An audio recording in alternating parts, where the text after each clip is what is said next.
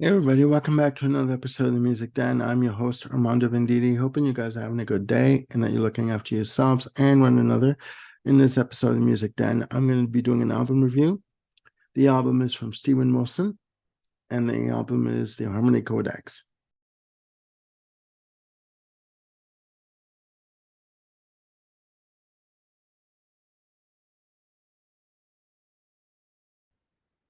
As you could tell from the graphics, the Harmony Codex has come in various formats. CD, triple CD set, as you saw, vinyl, and also Blu-ray version. Now, if you can get your hands on a copy of the triple disc set that you saw in the graphics there, please do. The second disc has an album called Harmonic Distortion. And what that is it's the tracks from the album taken by various artists, such as Roland Orzabal from Tears for Fears, Michael Ockerfeld from Opeth, and the Manic Street Preachers, just to name three artists that have taken the tracks and have remixed and quote unquote reimagined the music. The album length is 76 minutes plus. The Harmony Codex title track alone is 17 minutes. So it's a quite expansive set. It's quite sought after. Right now, the triple disc version is no longer available on Burning Shed or Steven Wilson's own site. When it comes back in stock, please get yourselves a copy of it. I plan to get myself a copy when it does come back in stock. Now, on with the show. The Harmony Codex was released on September 29th, 2023 through Virgin in the UK and Europe, and through Spinefarm in the US, through Universal. I just found out from my local record store that they no longer carry any artists that are signed to Spinefarm through Universal. So if your local record store does carry this album, is able to get it, please get it through your local record store. Otherwise, you can get it through Amazon or Discogs or eBay. This is Steven Wilson's seventh album. It's his follow-up to The Future Bites from 2021. The Future Bites for me was more of a pop-oriented type of album. This album, The Harmony Codex, is, for me, it's a left turn, and a fantastic left turn. It clocks in at 64 minutes and 2 seconds. Some people would think that's a long album to listen to. For me, I've never subscribed to that belief. I've always thought that if the music on the disc is good music, so be it. It may take you 2 or 3 listens to get through it all, but you know what? If you enjoy it, you enjoy it. It was produced by Steven Wilson. Steven Wilson does play most of the instruments on this album. He is, after all, a multi-instrumentalist. He does have session musicians on this album, most notably Guy Pratt, who plays bass on track 2, and Pat Mastelotto, who played drums with King Crimson and also Mr. Mister in the 80s. There are 4 singles released from this album: Impossible Tightrope, What Life Brings, Rock Bottom, and Economies of Scale. Okay, so this album, we'll talk about the track listing. Starts off with Inclination. Okay, beautiful atmospheric track. Very atmospheric intro, drum loops that are used on the track, very rhythmic guitar soundscapes. He uses a lot of soundscapes, whether it be keyboards or guitars. Beautiful horn, mellotron arrangement that come in. He uses a lot of mellotron. What I like about what Steven Wilson does is he uses instruments from the past, such as mellotron and ARP synthesizer, along with modern technology, and he uses it beautifully. He doesn't, for me, he doesn't overuse one over the other. So it's very beautifully done, very beautifully put together, and you basically go along for the ride and you enjoy what's going on. Also on this track, the vocals don't come in until around the 3 minute and 10-second mark. Nice piano chords on this. He also uses more drum loops on this track that kind of sort of keep the piece together. They kind of push the piece along from start to finish. Beautiful, beautiful track. Next up is What Life Brings, one of the singles. Very relaxed rhythm, nice guitar solo that he uses, nice harmony vocals. And this track is more of a pop rock feel, right? And what I noticed in the two of the videos that was released from the album, he appears almost like in the background of the video, especially for the track Economies and Scale, and also in this track. Beautiful track, very melodic. And the video for this track, What Life Brings, is a bit disturbing, but it is what it is, right? Track number 3, Economies of Scale, the first single released from the album, has a very trip hop kind of feel in terms of the drums. Sequenced synthesizers that come in, very laid back vocals. That's what I like about Steven Wilson's vocals. It's very laid back. He almost comes in behind the beat, if that makes any sense.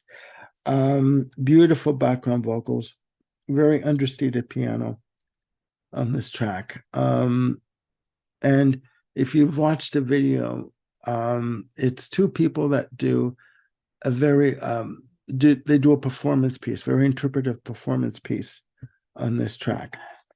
Next track is Impossible Tightrope, track number 4. The longest track in the album, clocks in at 10 minutes and 40 seconds. Starts with a symphonic piece, use of cello and violin. They all come together, they culminate in symphonic swells, I should say. The bass drum comes in at 55 seconds in a double time drum pattern, and rhythm guitars that come in at 1 minute 15 seconds. He also uses what I call crashing guitar chords that start at 1 minute 55 seconds, and they carry on until around the 2:35 mark, where there's like a quiet section, and you have a bit of an acoustic guitar, very intricate acoustic guitar. What I hear is acoustic guitar section up until the 3-minute mark. And then the loud guitars come back in. Beautiful sax piece on this track. Has a very jazz fusion kind of feel to it. And at the 3-minute 57 mark, the piano chords start again. Nice harmony vocals. And not that you can really make out what they're saying, but they're very sort of atmospheric vocals, sort of like phrasing, vocal phrasing, let's say. And the same fast-paced drums come in at the 5-minute and 16 mark. Beautiful choir vocals that come in as well. Nice guitar and keyboard runs. And it ends with fantastic violin passage that comes in. What I like about this track is it moves along and it changes soundscapes and pace very quickly. And it's basically a metaphor for life. Impossible Tightrope.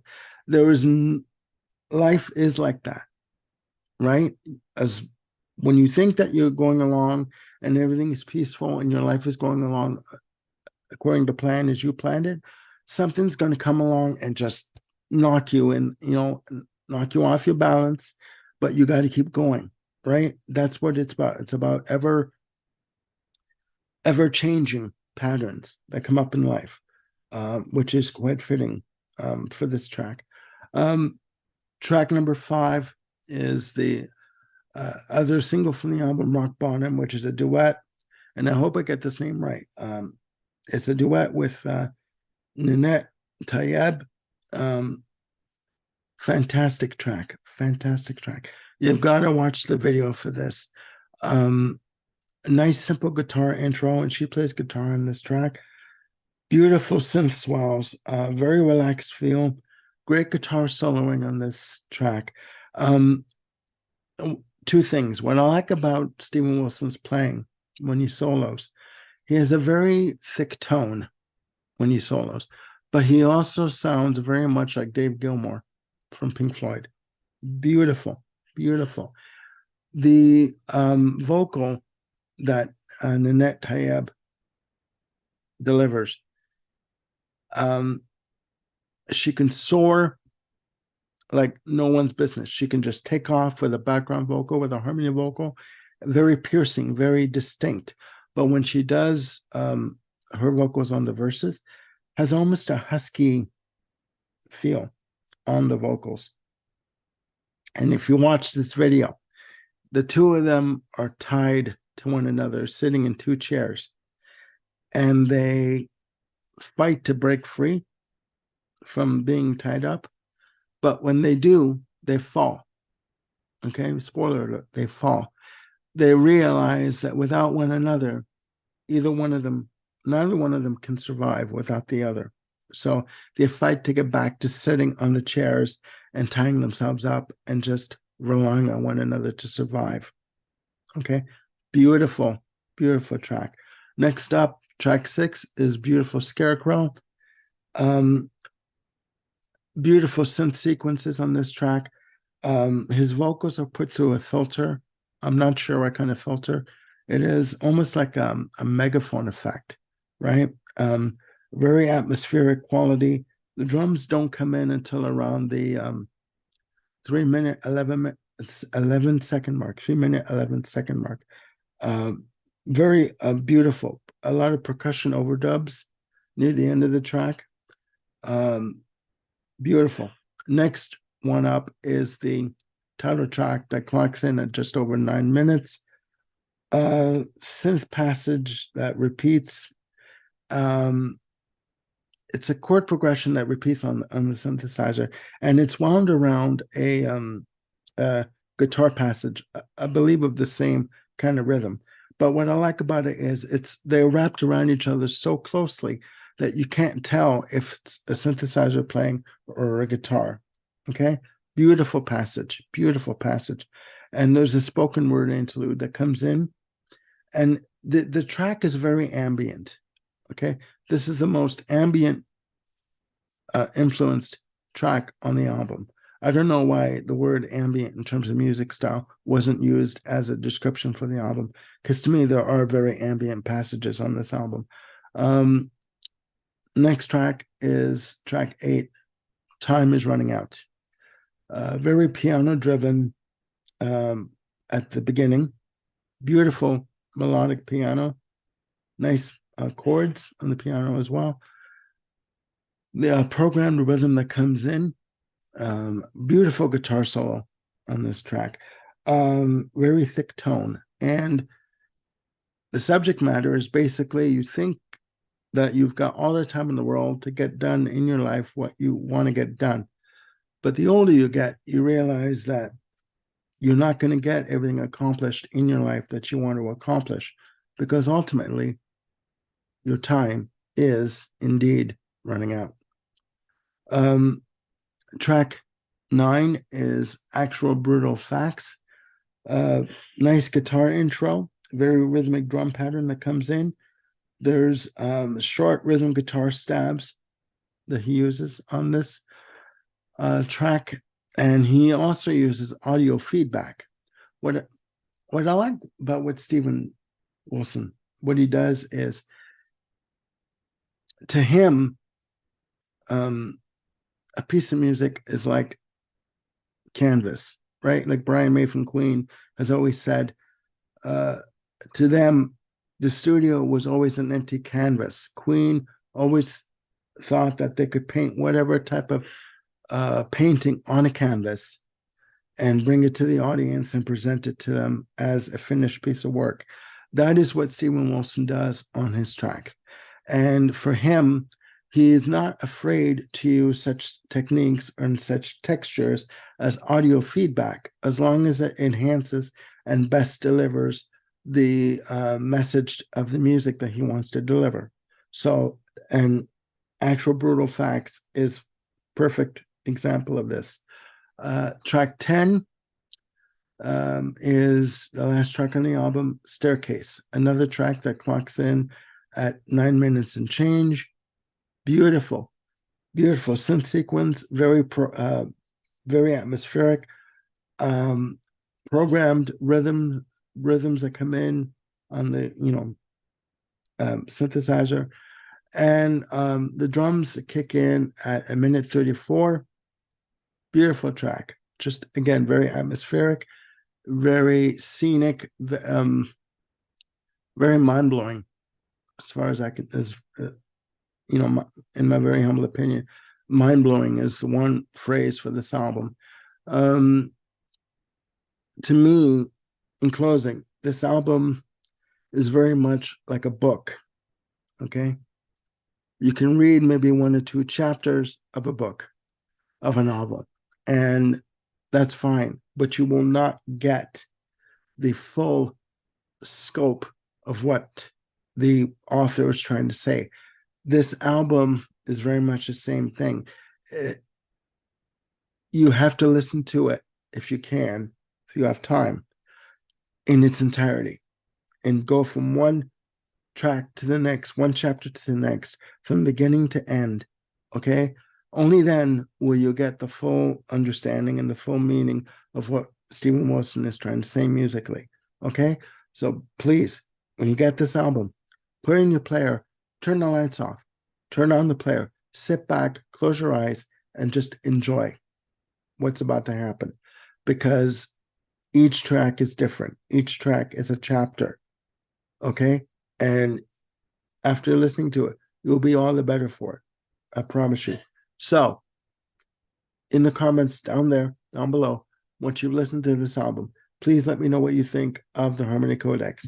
Do you like Steven Wilson solo? Do you like his work with Porcupine Tree? Do you not like it? Let me know what you think. And again, put your comments down below in the description. And click like and subscribe and hit the notification bell to keep yourselves on top of any new content that I've got coming up. Coming up on the channel, I've got a video with Peter Kent that appeared on the Pink Floyd album ranking. Peter Kent has his own channel, the Lizard King channel. Please check out the Lizard King channel for content that Peter's got put up.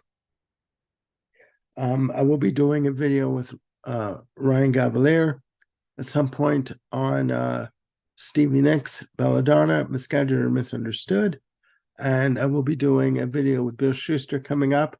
We've got a few videos coming up. We will be doing a reaction video to the Roger Waters Dark Side of the Moon redo album. We're going to give you our knee-jerk reaction to it. So please stay tuned for all that. There's much more coming up. But for right now, I will say goodbye.